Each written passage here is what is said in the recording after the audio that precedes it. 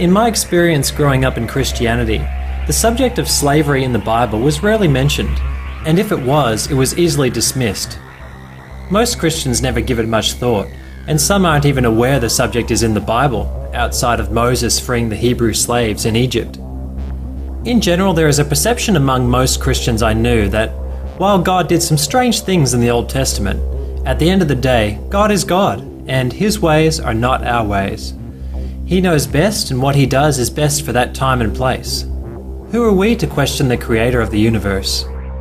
So with this mindset, it becomes easier to ignore some of the more strange actions of God in the Old Testament, and instead tell people to read the New Testament, since that is the most relevant section of the Bible for Christians today. Well, I think it's important to have a look at what God says about slavery.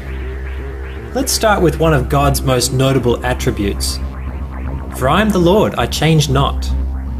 Jesus Christ is the same yesterday, today, and forever. If Jesus is God, then the same attribute applies to God. They will perish, but you remain forever. They will wear out like old clothing. You will change them like a garment and discard them. But you are always the same. You will live forever.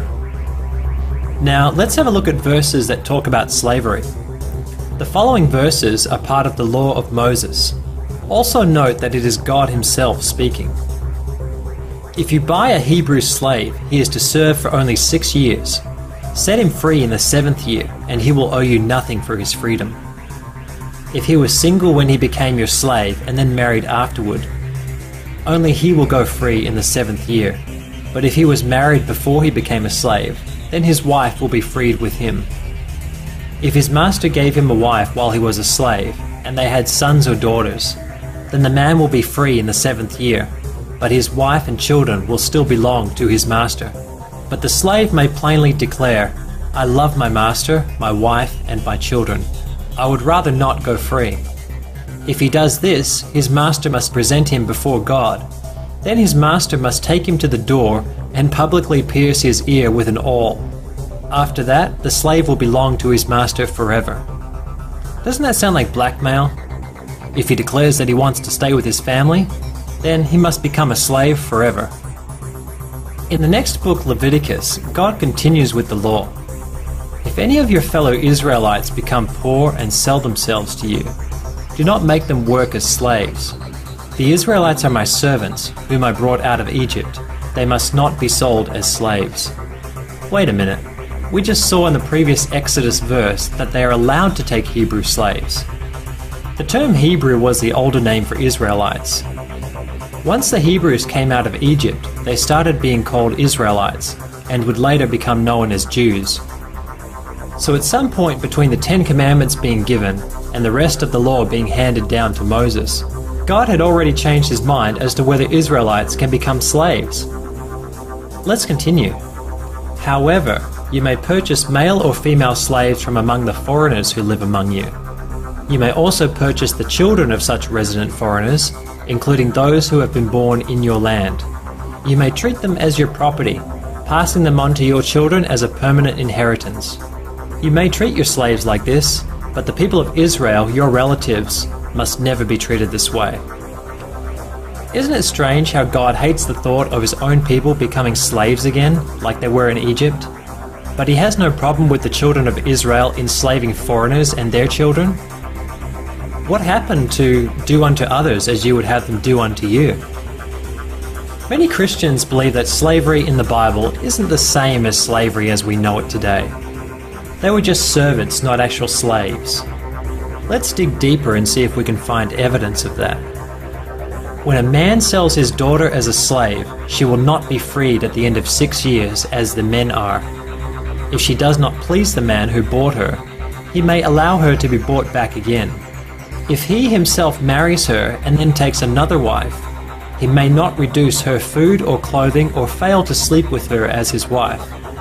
If he fails in any of these 3 ways, she may leave as a free woman without making any payment.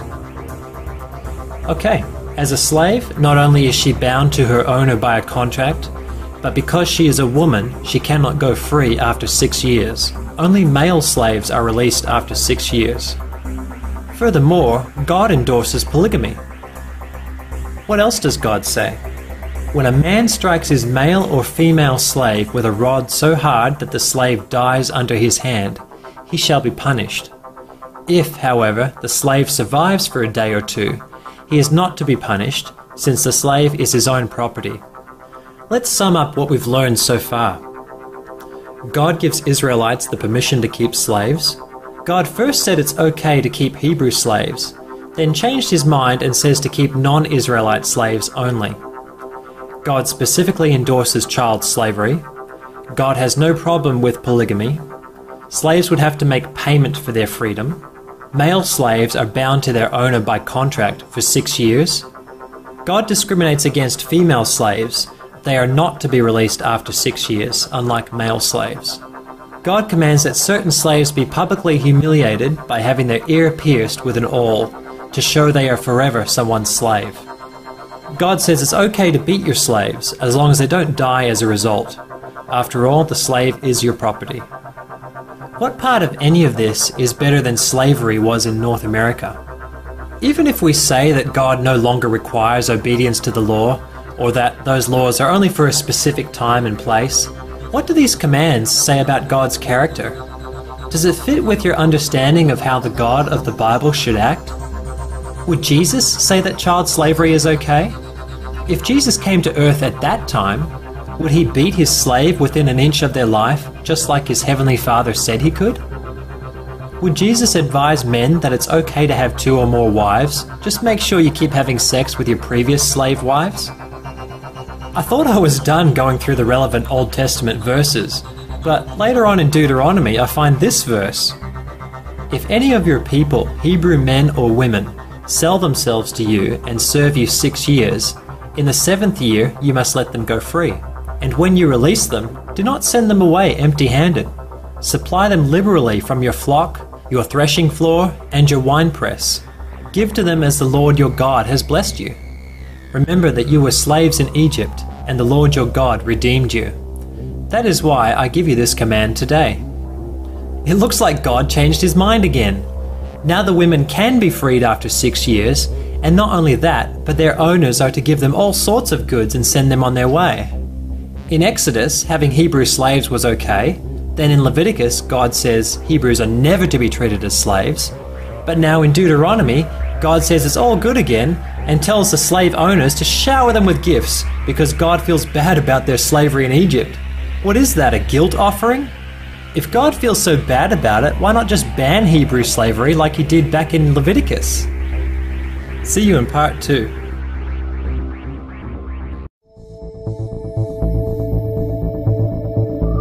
In the New Testament, not much has changed with regards to slavery. Jesus doesn't preach against slavery, neither does the Apostle Paul. In fact, Paul encourages slavery. Slaves, obey your earthly masters with deep respect and fear.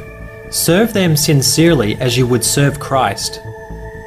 Christians who are slaves should give their masters full respect so that the name of God and his teaching will not be shamed. If your master is a Christian, that is no excuse for being disrespectful. You should work all the harder because you are helping another believer by your efforts. Teach these truths, Timothy, and encourage everyone to obey them. It seems slavery was still very much part of the culture. For a Christian to continue to defend God's actions on this issue, I would have to honestly say it's a case of cognitive dissonance. The concept of slavery clashes with the supposed character of God. So many Christians push it to the back of their mind and try to explain it with reasons such as, it wasn't truly slavery as we know it, I'm not a scholar so I don't know the whole cultural context, and God's ways are not our ways, we shouldn't question him.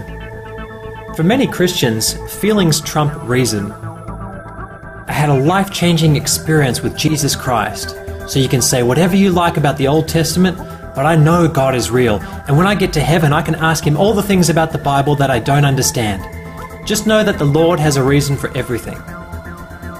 Do you believe the Bible contains the moral foundations for humanity? Can we be moral without God? In the case of slavery, mankind had to be moral in spite of God. We abolished slavery on our own without any divine commandment. Listen to this. In the United States during the 19th century, some Christians taught that slavery is biblical. With men from the North, I have observed for many years a palpable ignorance of the divine will in reference to the institution of slavery. I have seen but a few who made the Bible their study that had obtained a knowledge of what it did reveal on this subject. Of late, their denunciation of slavery as a sin is loud and long.